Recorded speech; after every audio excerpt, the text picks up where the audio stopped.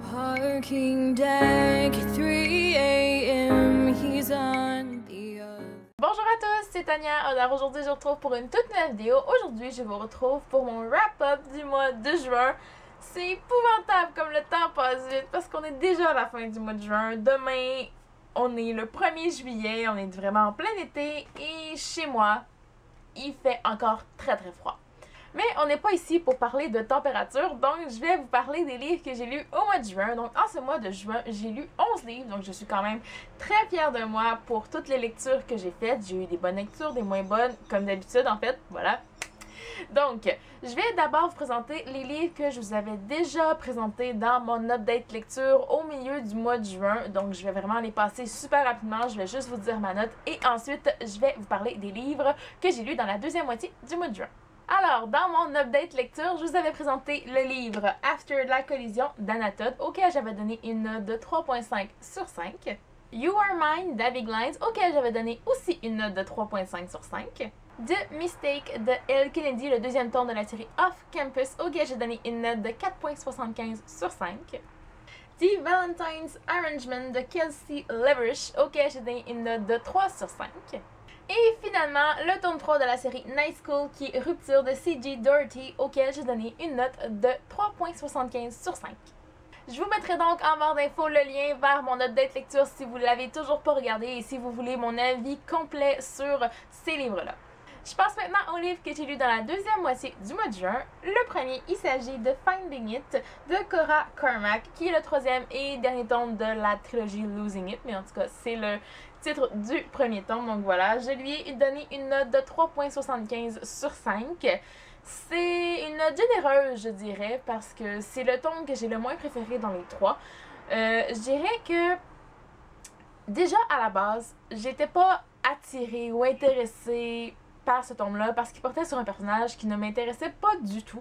C'est la meilleure amie du personnage principal qu'on voit dans le tome 1, en fait. Donc, elle décide de partir à la conquête de l'Europe parce qu'elle veut un petit peu se découvrir et oublier aussi un peu ses problèmes, fuir un petit peu sa vie. Et voilà. Et franchement, j'ai bien aimé. Elle va rencontrer un jeune homme qui est très attirant, un Américain qui est aussi en voyage en Europe lui aussi. Ça va être vraiment super. Le début du roman, j'ai adoré. Sauf qu'il y a un certain moment où j'ai trouvé que ça commençait à être long. Ça commençait à être lourd. Ça commençait à... J'ai pas tant aimé la deuxième moitié du roman, je dirais. Parce que les personnages qui se mettent à voyager ensemble, en fait, les deux personnages principaux. Et j'ai trouvé ça long, franchement. Je suis désolée, mais moi, j'ai trouvé ça long. Et il y a aussi une chose qui m'a dérangée dans ce tome-ci, c'est que... Comment dire? Le personnage principal a quand même vécu des choses dans son enfance ou préadolescence, je pourrais dire, qui ne sont pas jolies. Et j'ai trouvé que la manière d'aborder ça et sa façon de réagir, j'ai vraiment pas aimé ça. Je me suis pas attachée en fait à ce personnage-là. J'étais un peu peut-être triste pour elle à la limite, mais pas plus que ça. Je me suis pas attachée à elle, je me suis pas identifiée à elle, rien de ça. Donc voilà, c'est pour ça que j'ai pas trop aimé et j'ai trouvé que même à la fin, ses problèmes étaient toujours pas réglés. Donc j'ai trouvé que c'était vraiment un très gros manque de ce côté-là. Les problèmes du personnage principal qui font qu'elle part en Europe ne sont toujours pas réglés à la fin du tome. Je suis désolée, mais ça m'a vraiment énervée. Donc je trouve que ma note de 3.75 est assez généreuse. J'avais commencé par donner 4.25, ensuite 4, ensuite 3.75 et je suis en train de me demander si je vais pas la baisser encore parce que je me rends compte que j'ai pas vraiment aimé ce tome-ci finalement. Je trouvais ça quand même assez long. Il a fallu que je l'écoute en audiobook pour le finir. Bon, voilà. C'est un bon tome, c'est une histoire, c'est bien dans New Adult, mais j'ai vu beaucoup mieux que ça. Le prochain livre, là je vous le dis, je passe de la déception avec les livres précédents au coup de cœur. Il s'agit de Throne of Glass de Sarah J. Maas, auquel j'ai donné une note de 4.75 sur 5. Non, je sais, je suis pas capable de donner des 5 sur 5, il y a toujours un petit quelque chose qui m'énerve ou qui me dérange, mais voilà, si on se dit 4.75... on va dire que c'est un coup de cœur. Je note vraiment parce qu'il y a une petite chose qui m'a dérangée. Mais sinon, merveilleux, merveilleux ce livre-là. Je l'ai adoré. Je savais que c'était super, je savais que les critiques étaient excellentes, mais voilà, je l'ai constaté par moi-même et c'est vrai. Le personnage principal de ce livre-là est juste merveilleux, merveilleux. Je vous dis, les 2 premiers tomes sont sortis en français de cette série-là et le 3e va sortir au mois d'août, je crois, aussi en français. Fin été, début automne, voilà. Et je crois qu'on l'appelle Keleana, je crois en français, mais le nom du personnage principal est pas écrit pareil dans la version anglaise parce que moi je le prononce Selena, voilà, parce que c'est avec un C et non un K, voilà. Je vous donne une explication, mais voilà, je vous dis, moi je vais l'appeler Selena pour toujours. Ok, à partir de maintenant, je l'appelle Selena parce que c'est comme ça qu'il est écrit dans le titre et c'est comme ça que Google Traduction me l'a cité aussi. Voilà. J'ai été vérifiée quand même. Donc voilà.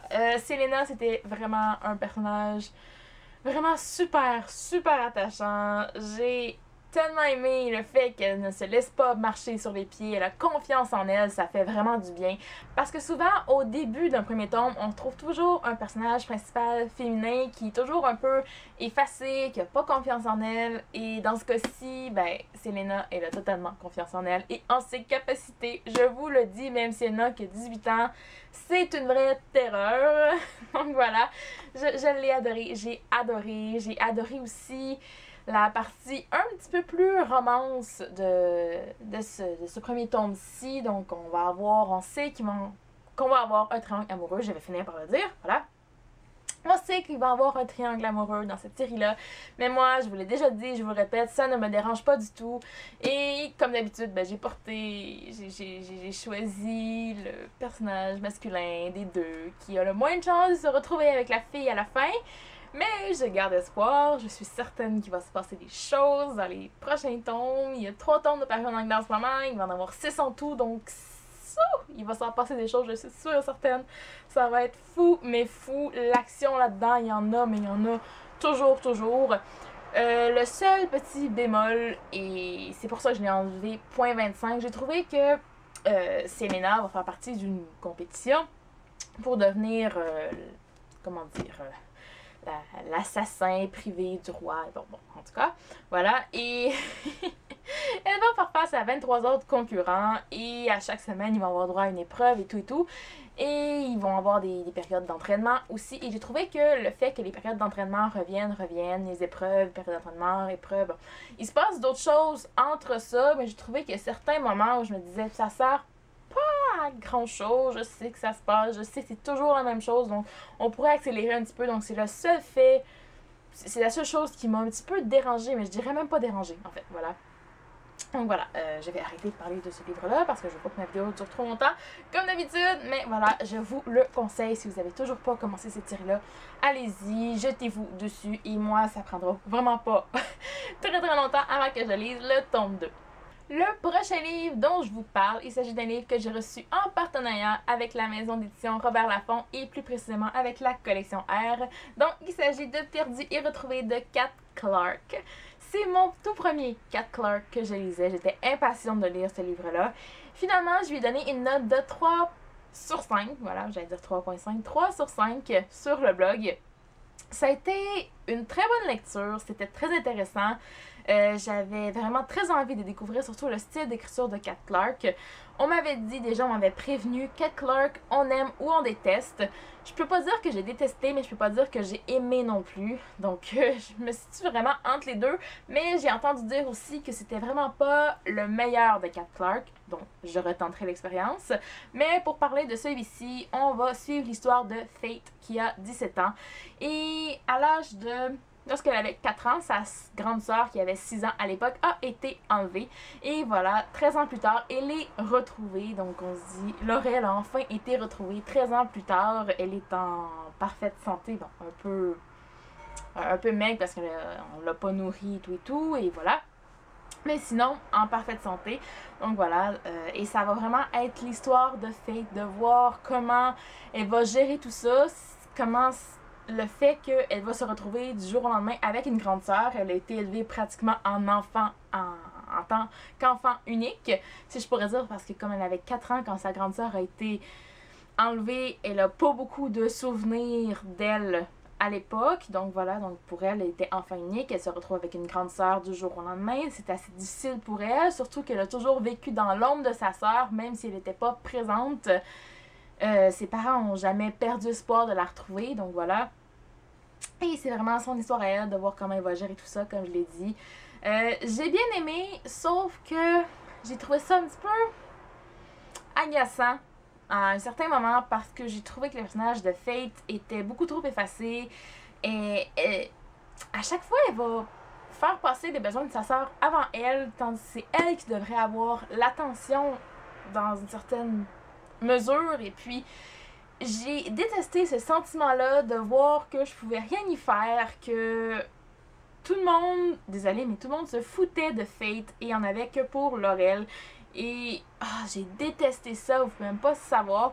Donc pour ça, pour cette partie-là, j'ai bien aimé parce que l'auteur a bien réussi à me faire ressentir un sentiment un peu d'angoisse, si je pourrais dire. Et puis Fate, au fil qu'on va avancer dans l'histoire, elle va commencer à remarquer des petites choses qui sont étranges à propos de Laurel. Et voilà, et voilà. Donc, j'en dis pas plus, mais ça devient un petit peu plus angoissant plus on avance dans le livre. Donc, j'ai beaucoup aimé cette partie-là.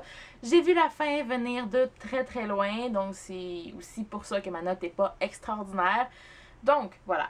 En résumé, c'était un bon livre, une bonne lecture, mais c'était en rien mémorable. Mais je vais, pour sûr, retenter l'expérience avec Kat Clark.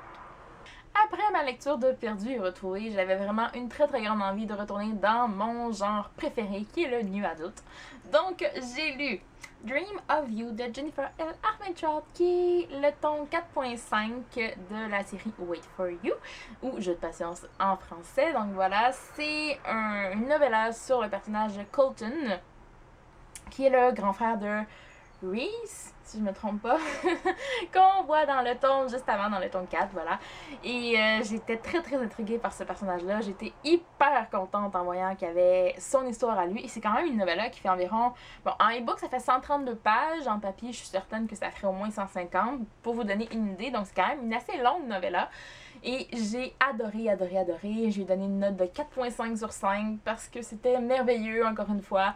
J'ai adoré le personnage de Colton. J'ai adoré surtout le fait qu'il soit très, très direct. Et ça donne chaud à certains moments, ce qui peut nous sortir, franchement. Voilà, j'ai adoré le fait qu'il soit très direct. J'ai adoré le personnage principal féminin qui est Abby. Et voilà, c'est vraiment un personnage auquel on peut s'identifier, mais super, super facilement, parce que c'est un personnage, c'est une jeune fille qui est belle, mais qui est pas magnifique, qui a un léger surplus de poids, qui a toujours des doutes, qui a pas nécessairement confiance en elle, mais c'est pas le bon mot en fait. Elle a confiance en elle, mais elle se remet toujours en question, et c'est ce que j'aime parce que, désolée, mais les filles, les femmes, on fait tout ça. À tous les jours, on fait toujours ça, il y a toujours quelque chose qu'on va remettre en question. Donc j'ai adoré ce personnage-là. En plus, elle est éditrice, elle adore lire, et j'ai adoré. C'est vraiment un super, super personnage, et entre les deux, ben, ça fait des flamèches, hein. Wouh! Vraiment super. Jennifer L. Armentrout a réussi quand même à intégrer une petite intrigue dans ce tome-ci. Et encore une fois, on va être dans un monde de la drogue et des gangs et des... Bon, ça fait 3 tomes qu'on est là-dedans. Je commence à être un petit peu tannée. Ça commence à devenir un peu redondant. Donc c'est pour ça que je vais donner une note de 4.5. Mais surtout que j'ai arrondi à 4 ma note sur Goodreads au lieu de 5 étoiles. Voilà. Parce qu'il n'existe toujours pas de demi-étoile sur Goodreads, voilà. Donc j'ai arrondi à 4 et c'est pour cette raison-là. Je trouve que ça commence à devenir un peu lassant. C'est toujours la même chose, ça finit toujours pareil. Et voilà, c'est ce qui m'a agacée. Mais sinon, pour l'histoire d'amour, et voilà, j'ai adoré, j'ai adoré, j'ai adoré. J'ai ensuite enchaîné avec un autre New Adult. J'ai enchaîné avec When I'm Gone de Abby Glines, qui est le tome 11 de la série Rosemary Beach. Donc voilà, voilà. J'avais lu le tome 9 un petit peu plus tôt. Vous allez me dire, Tania, t'as pas lu le tome 10? Je sais. Il s'agit juste d'une petite, quand même assez longue novella. C'était sur un personnage que j'avais pas du tout envie d'en apprendre plus. Voilà, donc j'ai skippé cette novella-là et puis je suis allée vraiment directement avec ce tome-ci parce que j'avais qu'une hâte. C'était de découvrir enfin l'histoire de Maze et j'ai vraiment pas été déçue parce que je lui ai donné une note de 4.5 sur 5. Oui, quand même, hein? Si vous me connaissez, vous savez que les livres d'Abby Glines ont jamais eu une note de plus de 4 sur 5 avec moi. Parce que même si j'adore son style d'écriture, même si j'adore ses personnages, c'est jamais très très profond comme histoire. Je dirais à la fin toujours un petit peu précipité. Mais celui-là, j'ai pas pu m'en empêcher. C'était magnifique! Oh! Vous pouvez pas vous douter à quel point j'ai adoré ce livre-là. Je l'ai adoré, c'est fou, mais fou comment j'ai adoré le personnage de Maze, le personnage de Reese, qui est la fille dans cette histoire-là, parce que ça m'a vraiment mêlée, parce que Reese, je vous l'ai dit tantôt, c'est un personnage masculin dans la série Wait For You de Jennifer L. Armentrout. Voilà. Même nom, deux sexes différents, ça m'a un petit peu mêlée au début. Voilà. Donc voilà. Revenons au livre et au personnage et à l'histoire qui était vraiment fabuleuse, merveilleuse. J'ai adoré le fait que cette fois-ci, l'histoire d'amour se soit pas précipitée. On prend notre temps. Enfin! C'est sûr que les personnages ont passé beaucoup de temps séparés, donc ils ne seront pas toujours ensemble, voilà, parce qu'ils n'habitent pas dans la même ville. Mais je trouve que ça l'a vraiment aidé à faire que les sentiments vont se développer peu à peu, tranquillement, et il va se passer plusieurs semaines, même mois, avec leur coup de fil. Ils vont se parler pratiquement, je pense, tous les soirs avant d'aller dormir. Donc c'est vraiment super, super cute comme histoire. C'est vraiment un super couple, et Maze ne peut pas s'empêcher d'être hyper protecteur avec Reese. Et tu sais, des fois, c'est un peu étouffant le fait qu'il soit protecteur, mais là, parfait. Oh, je peux même pas vous dire à quel point j'ai aimé ce livre-là. Donc voilà, pour les fans de la série Rosemary Beach, le meilleur est à venir, je vous le dis. Parce que Maze est un personnage fabuleux. Et Reese, ben, encore une fois, on sort pas du schéma classique parce que oui, elle a eu un passé très difficile, elle a fui son passé, sa famille et tout. Et franchement, c'est vraiment pas facile ce qui lui est arrivé, et ça n'a pas juste des répercussions sur son état psychologique, mais sur sa vie en général cette fois-ci, ce qui fait que ça m'a énormément touchée. Je me doutais un petit peu, quand même assez rapidement, je m'en suis doutée assez rapidement de c'était quoi son problème en fait, mais tout de même, le fait de la voir vivre avec ça et de penser qu'elle est juste stupide, c'est épouvantable. Donc je suis énormément attachée à elle, et le fait que Maze l'aide, oh, c'était merveilleux. Que dire de plus? J'ai adoré ce livre-là. La suite et fin de cette petite duologie. Donc je vous rappelle, la série Rosemary Beach, c'est juste des mini-séries. Donc voilà, il y a 2 tomes sur ces personnages-là. Et le deuxième tome, voilà, il sort aujourd'hui. On est le 30 juin aujourd'hui. Pendant que je tourne cette vidéo-ci, donc il est sorti aujourd'hui. J'ai juste hâte de finir ma lecture en cours puis d'aller lire ce deuxième tome-là pour connaître la fin de leur histoire. Et Abby Glines, comme d'habitude, nous a sorti un cliffhanger de la mort, voilà, à la fin de ce tome-là. Ce qui fait que j'ai juste envie de lire le tome 2, là. Donc voilà, j'en dirai pas plus, je m'éterniserai pas plus parce qu'encore une fois, la vidéo va être hyper longue, je le sais, je le sens. Mais voilà, je vous conseille grandement la série Rosemary Beach d'Abby Glines. Et finalement, le dernier livre que j'ai à vous présenter aujourd'hui, il s'agit d'un de mes tout derniers achats aussi, que j'avais super envie de découvrir. Il s'agit de Le Prince Captif, le tome 1, L'esclave, de C.S. Pacat, on va dire Pacat, ok? Je sais pas comment ça se prononce, je suis désolée. Je suis désolée, mais je ne sais pas, donc voilà. C'est un livre qui m'intéressait beaucoup parce que ça parle d'une romance homosexuelle. Donc c'est pas quelque chose qu'on voit très régulièrement, et c'est un livre fantasy en plus. Moi je le qualifie de fantasy. Bon, je crois que c'est de la fantasy, voilà, mais c'est dans... Bon, ok, je vais vous dire la preuve que c'est de la fantasy. Il y a une carte, et on a besoin d'un petit glossaire avec tous les noms de personnages qui sont beaucoup trop compliqués pour tous s'en souvenir, voilà. Donc voilà, je lui ai donné une note de 4.25 sur 5 sur Goodreads et sur le blog. Ma chronique n'est pas encore écrite, mais elle le sera lorsque cette vidéo sera postée. Voilà. J'ai beaucoup aimé ce livre-là. Je m'attendais à quelque chose de quand même un petit peu plus différent. On parle surtout de cette série-là en disant que oui, c'est à propos d'une romance homosexuelle entre 2 hommes. Et la romance, franchement, il n'y a pas grand-chose de romance dans ce premier tome-là. Je suis sûre et certaine que ça va arriver dans le tome 2. Et j'ai vraiment très très hâte de le lire. Il faut que j'aille l'acheter. Voilà. Mais voilà, j'ai beaucoup aimé ce livre-là. Même si la romance n'est pas hyper présente, l'univers est quand même assez fascinant. C'est assez spécial aussi de voir que dans ce monde-là, il y a comme différentes provinces dans le pays tout entier, si je pourrais dire comme ça, on va appeler ça des provinces. Et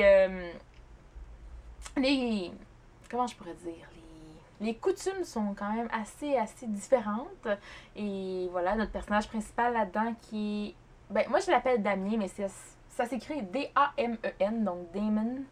Damon, mais moi dans ma tête, j'ai toujours dit Damien. Donc, désolée, mais moi, c'est Damien. Voilà. Avec Laurent, voilà. Ils sont deux princes. Donc, Damien va se retrouver esclave de Laurent, qui... Voilà, son ennemi juré, si je pourrais dire. Donc voilà, c'est très intéressant de voir que Laurent est vraiment pas un personnage très gentil, très empathique, très sympathique et tout. Donc c'est pas toujours facile. Et aussi la place que prend la sexualité là-dedans, c'est peut-être un peu troublant. Ça pourrait être troublant pour certaines personnes, mais moi... Une fois que j'ai été rentrée dans l'univers, dans le monde, j'ai beaucoup aimé ça. Je vous le dis, j'ai adoré ce livre-là. J'ai donné une note de 4.25. C'est pas extraordinaire, mais quand même, quand on est en haut de 4 avec moi, c'est quand même très bien. Donc voilà, j'ai beaucoup aimé l'univers, les personnages. J'ai vraiment super hâte de lire le tome 2 de cette trilogie. Et bien voilà, c'est ce qui conclut ma vidéo wrap-up du mois de juin. J'espère que vous avez apprécié, j'espère qu'elle est pas trop longue, mais je suis certaine que c'est le cas. Comme d'habitude, une chance que j'avais fait un update lecture à la mi-juin. Voilà. J'espère que mes lectures du mois de juillet vont être aussi bien que celles du mois de juin. Donc voilà, en attendant la prochaine vidéo, moi je vous dis à la prochaine et bonne lecture! You can call a doctor and just tell him where it hurts.